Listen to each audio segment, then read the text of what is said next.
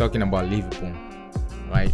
Any signings that Liverpool done, they're really not scrutinized as a Chelsea, Arsenal, because it's like we don't really put them on the spot. Yeah. Well, I think it's because it's not viewed as dumb too. Well, it's because they sign less than the other clubs do. Yeah. And generally they do work better. So it's not so much that we need to hold them to the exact same standard. Yeah. But I'm telling you, and this is what people have been disagreeing with me about as well. If Arsenal or Chelsea brought in Hugo Ekitike for not 80 but $79 million, maybe that makes the difference. For $79 million, being that young, being having coming from Frankfurt. Coming from Frankfurt, yep. Yeah. He spent some time at PSG, but was invited to leave. Yeah. Has not started officially for the French national squad. Has yet to be able to muscle out Kolo Muani from a floundering position. Mm-hmm. So I'm not saying that he's a bad signing. I'm not even saying that he's a bad player. What I'm saying is, we always critique big money signings at, the United, the Chelsea, even Manchester City. The question marks come up of, we're bringing in unproven at the Premier League level signings for high dollar, and oftentimes they don't meet the same mark, and for some reason we just don't ever ask. We don't even under our breath hey, that's a risky signing, right? We don't even do that with Liverpool because we just assume it's going to work, and it doesn't always work. Darwin Núñez. And so I don't quite understand why they get to have zero criticism just because they have a higher percent of success.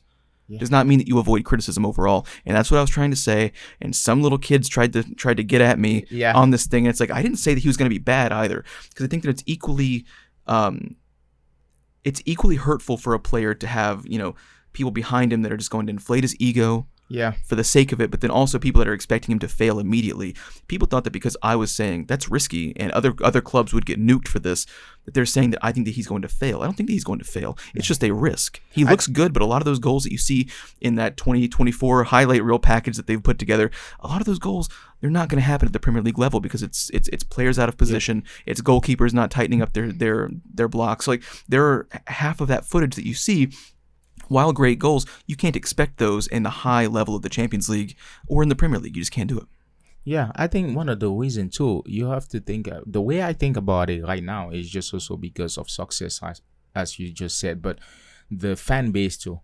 The fan base of Arsenal and probably Chelsea and probably United will criticize them. Then it will amplify the matter. You are signing someone with less of a good track record in terms of how long he's been playing, and you're giving him that much money. And we already know you don't have a good proven rate of success when you sign. I think that's where the problem is. Because if the fans were also, scrutinizing them, then it will be a lot more bigger.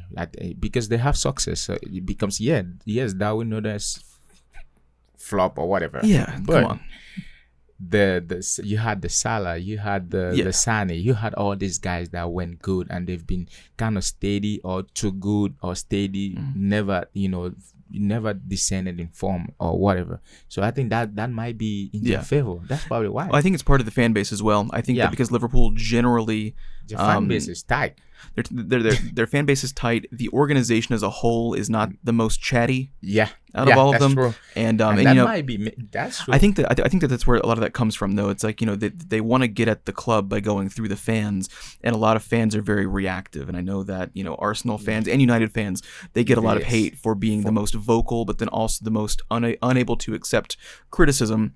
That's true. So while I understand that, it's not saying that their transfer windows have been a 1-for-1 similarity. That's true. But at the end of the day, we can't even say that this guy's a risk. If you looked at the ESPN guys, they were brilliant signing, unbelievable. Can't believe they fucking did this thing. It's amazing. Best signing of the year. And it's but for 80 million too, you will look at it as 80 million from Frankfurt for how much. That's a lot of money just giving someone like that when he's not coming from a Bayern. He's not coming from a Madrid. He's just.